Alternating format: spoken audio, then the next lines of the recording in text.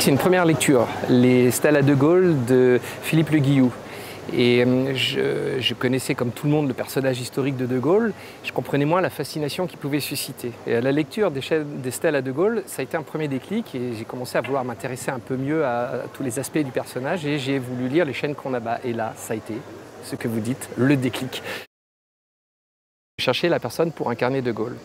Et j'avais vu pendant des années au TNS Philippe Girard. Et pour moi, c'était une évidence, c'est lui qui devait le faire. Et quand quand nous avons décidé de le faire, j'étais au Festival d'Avignon comme tous les ans en 2015 et Philippe Girard jouait le roi Lear dans La Cour des Papes pour Olivier Py.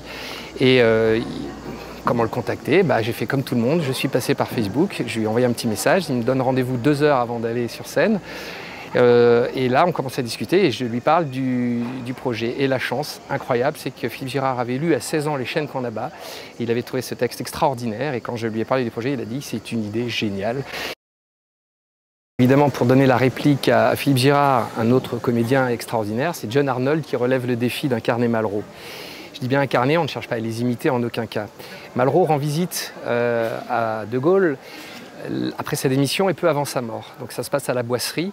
Et on a choisi le titre de Crépuscule parce qu'on est dans cette vision un peu crépusculaire où De Gaulle connaît 2 morts, c'est la mort politique après sa démission et puis c'est la mort physique qui se rapproche. La mort est d'ailleurs présente dans le texte puisque effectivement ils abordent cette question à maintes reprises avec une dimension un peu spirituelle évidemment. Et puis ils discutent de leur amitié et de 20 ans de relation et finalement d'un bilan de ce qu'a été leur action à tous les deux. Ils sont juste magnifiques, voilà. Et c'est une chance énorme pour nous de les avoir parce qu'eux jouent tout le temps dans le in. Pour la première fois, ils sont tous les deux dans le off. Et c'est évidemment à la fois pour nous une grande émotion qu'ils aient accepté pour une fois d'être dans le off.